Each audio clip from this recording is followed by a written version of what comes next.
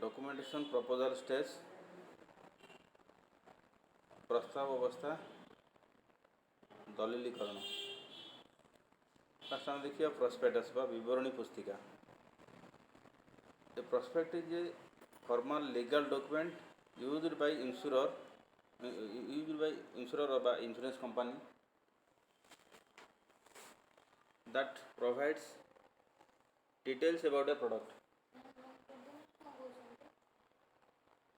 विवरणी पुस्तिका होउछि बीमा कंपनी मानक द्वारा व्यवहृत होउतबा एक औपचारिक बौद्धिक दस्तावेज जहाँ उत्पाद संबंधी विवरणी प्रदान करे।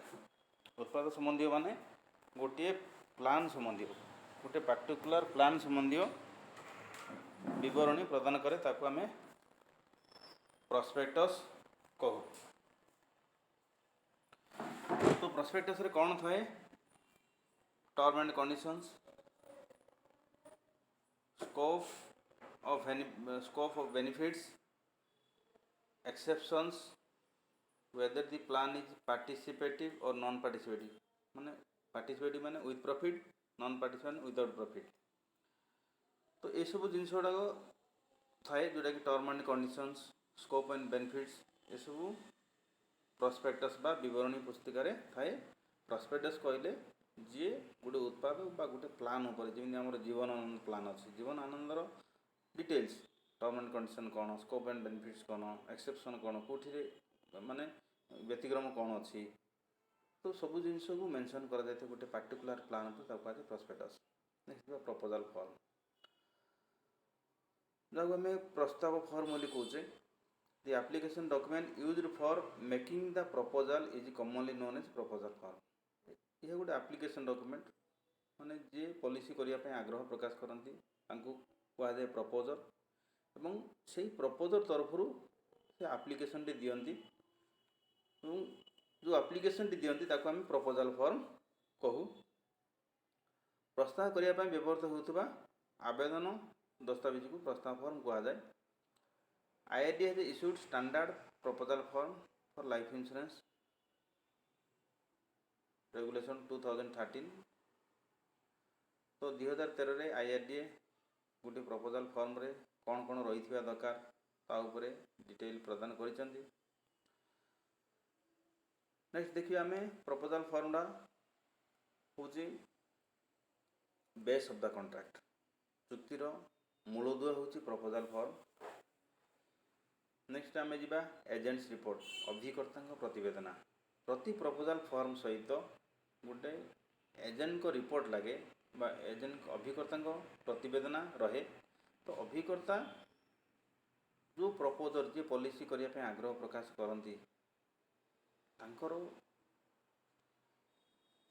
विषय रे डिटेल तथ्य जो थिरे प्रदान करा जाए ताकू एजेंट्स रिपोर्ट कहा जाए।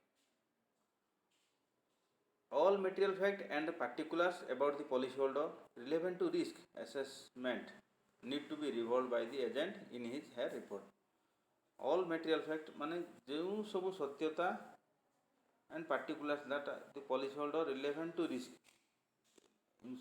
रिलेटेड इनफॉरमेशन जहाँ थाए जहाँ अभिकर्ता जानी थाए प्रपोजल विषय रे ताकू सही रिपोर्ट रे प्रति एजेंट को प्रतिवेदन रे जन सूचित करबा निहाती आवश्यक।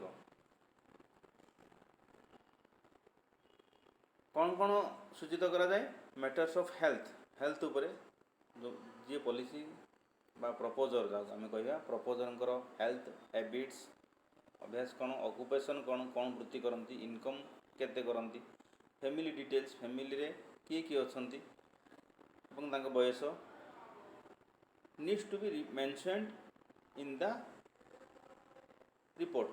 तांकर जो रिपोर्ट देबे से तांकर रिपोर्ट रे ए सब मैटर रे health habits occupation income and family details उपरे से रिपोर्ट रे से उल्लेखित करिवे। ये गला आपण अभिकर्ता प्रतिवेदन बा एजेंट्स रिपोर्ट। नेक्स्ट आसला मेडिकल एग्जामिनेशन रिपोर्ट। किछि पॉलिसी କରିବା ପୂର୍ବରୁ ମେଡ଼ିକାଲ ଏକ୍ଜାମିନେସନ୍ ରିପୋର୍ଟ ବା ଜଣେ ଡକ୍ଟରଙ୍କର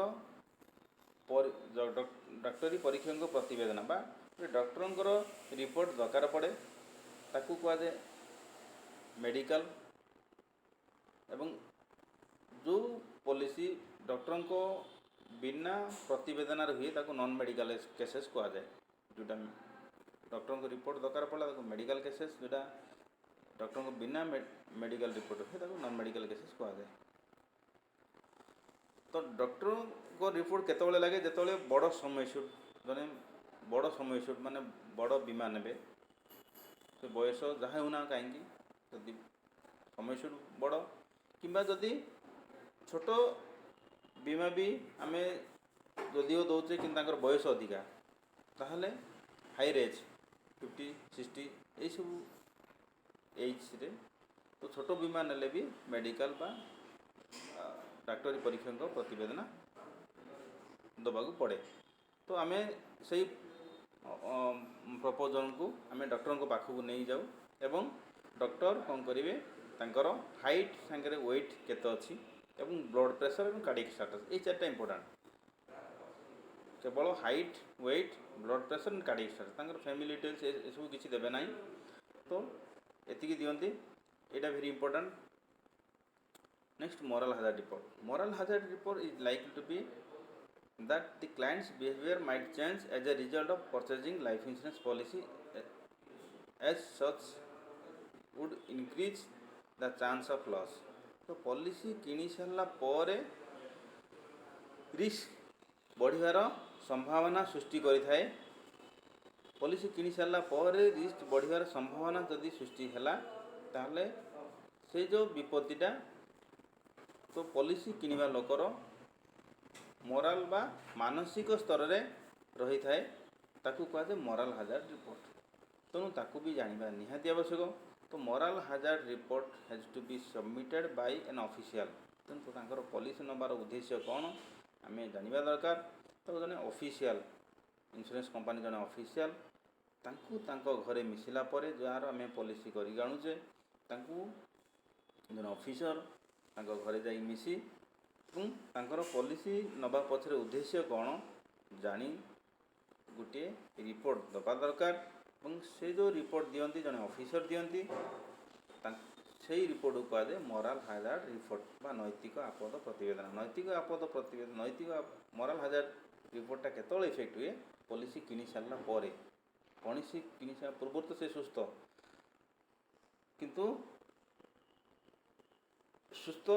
किंतु सी देखो जितेबाला आम किसी अकुपेशन हाजार्डियस अकुपेशन से समय आम कौन करछे ना एक्स्ट्रा बीमा चार्ज करछे। मन जड़े गोल्ड माइन रे काम करछि कि कोल माइन रे काम करछि कि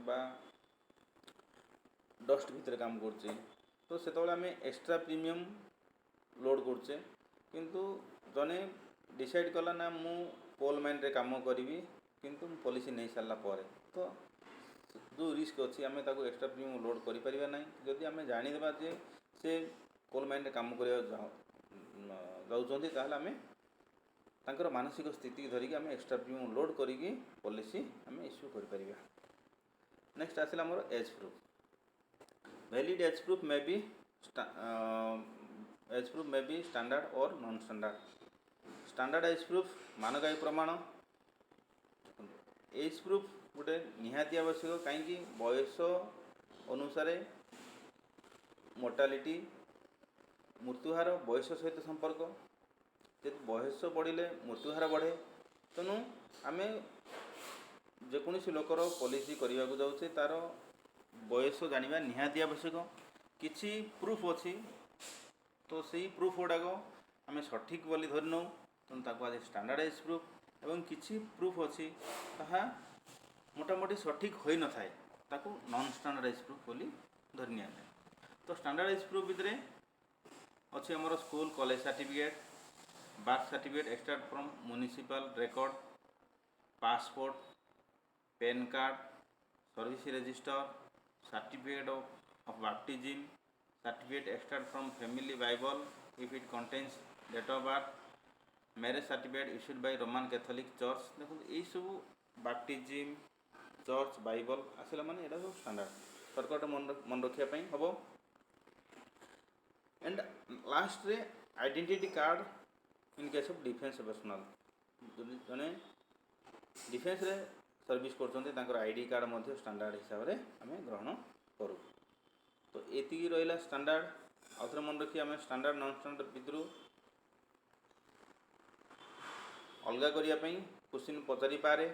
तो स्टैंडर्ड एज प्रूफ आसला school college certificate, birth certificate extract from family, birth certificate extract from municipal record, passport, PAN card, service register, service जन चाकरी कर रजिस्टर जहाँ मेंशन कराई that is standard, certificate of baptism माने ख्रीष्ट धर्म और certificate extract from family bible, marriage certificate issued by Roman Catholic church. कारण तो ये जो ख्रीस्टियन मानकर ये रेकर्ड गुड़ाक से सठिक भाव में करा जाए तेणु ताकू स्टैंडर्ड धरि जाए। एवं identity card in case of defence personnel ये स्टैंडर्ड रहा। नॉन स्टैंडर्ड भितर मात्र 4टी अच्छी ताकू मन रखा सहज। तो नॉन स्टैंडर्ड जोटा कि सठिक बयसर प्रमाण नुह, जदिव प्रमाण बयसर प्रमाण किंतु सठिक नुह न होई पारे। तो सी है हॉरोस्कोप माने जन्मजातक, आम हिंदू मान जन्मजातक हॉरोस्कोप कह जाए। नेक्स्ट रेशन कार्ड,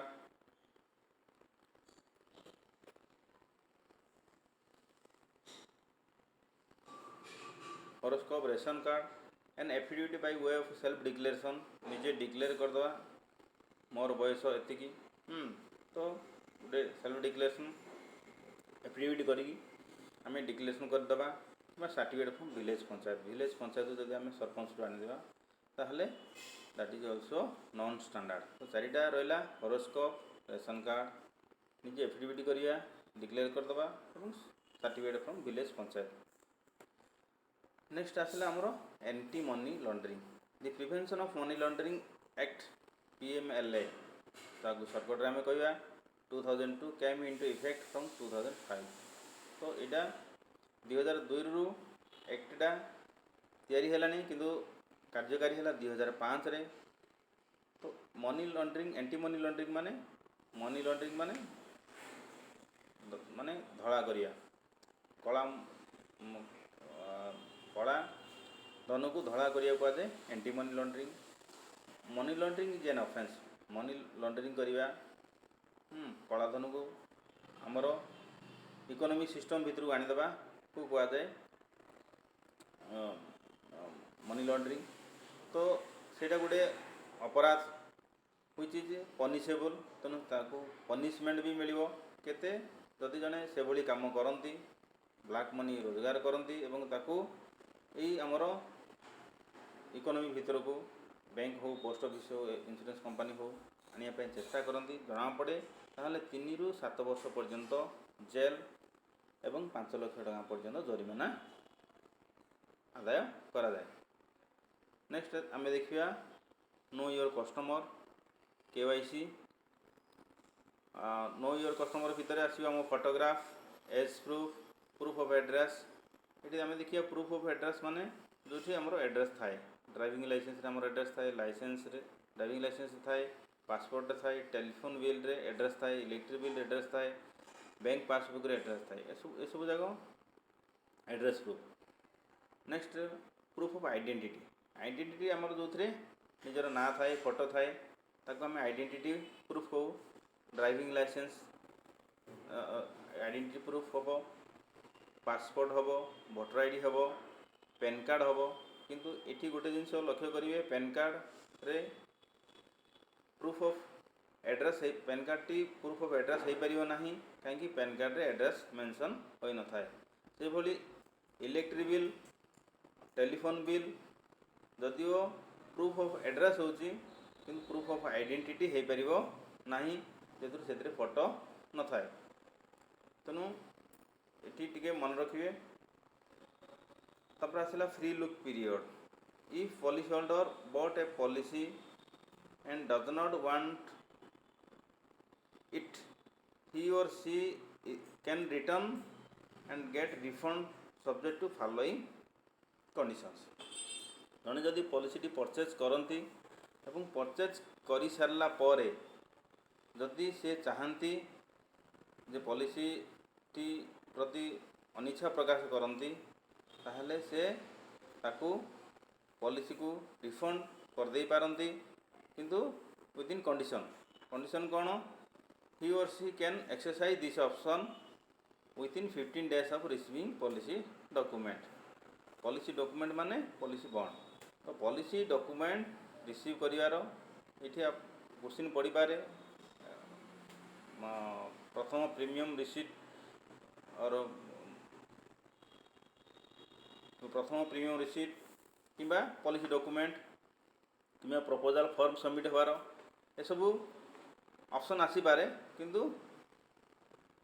ठीक होची जे पॉलिसी डॉक्यूमेंट रिसीव करियार पॉलिसी बॉन्ड रिसीव करियार 15 दिन भितर आमे एई जो ऑप्शन अच्छी फ्री लुक पीरियड को आम एक्सरसाइज करिया आम चाहिए 15 दिन भितर पॉलिसी डॉक्यूमेंट रिसीव करिया 15 दिन भितर आम एप्लिकेशन दबा पड़ो इंश्योरेंस कंपनी की एवं पॉलिसी डॉक्यूमेंट को आमको फेराइया पड़ो ताहले कौन हम आमर कॉन्ट्रैक्ट जो होता ताकू रद्द हम एवं आम आमर पैसा फेरी पाइबा प्योर she has to communicate to the company in writing हाँ आम आगु कथा है कंपनी की इन राइटिंग रे एप्लिकेशन दबा पड़ो the premium refund will be adjusted for proportional risk premium for the period uncover तो किछि टंका माइनस हम बहुत मार्जिनाल माइनस हम कौन माइनस हम ना proportional risk premium for the period of uncover जदि 1 लाख टंकार आम एग्जांपल नबा ताहले पॉलिसी इश्यू 6 मास तले होता किंतु पॉलिसी डॉक्यूमेंट एबे मिलला तो पॉलिसी डॉक्यूमेंट मिलला परे जने पॉलिसी होल्डर ताकू जदि फ्री लुक पीरियड बा कूलिंग ऑफ पीरियड जाको आम कहे 15 दिन भितर से ऑप्शन को से एक्सरसाइज कले एवं तांकर टंका से रिफंड पाइबे सब्जेक्ट टू कौन ना यही जो 6 मास है 6 मास जो रिस्क प्रीमियम 10 टका 15 टका 20 टका जहाँ आसो जो रिस्क नहीं थिला कंपनी तो इफ क्लेम जदि होता ताहले पेमेंट होता तेणु से रिस्क प्रीमियम किसी पैसा कटिबो next expenses include by the insurer on medical examination माने जने जदि डॉक्टर रिपोर्ट लगी ताहले डॉक्टर रिपोर्ट पेमेंट ऑलरेडी दि जाइए तेणु से 100-150 जहाँ थी माइनस हम और स्टाम्प ड्यूटी चार्ज तो पॉलिसी इश्यू है माने निश्चित रूप से स्टाम्प ड्यूटी लगी 50-60-100 जहाँ लगी से टंका भी माइनस हम तो 3टा जिनस माइनस हम गोटे रिस्क प्रीमियम गोटे है मेडिकल एग्जामिनेशन फीस जोटा कि डॉक्टर फीस एवं स्टाम्प ड्यूटी चार्ज जोटा सेंट्रल गवर्नमेंट को ऑलरेडी पेमेंट हो सारी तो से माइनस हो सारापर बाकी टंका रिफंड हम और पॉलिसी डॉक्यूमेंट रिसीव कर 15 दिन भितर से अप्लाई कर दरकार तो थैंक यू फ्रेंड्स।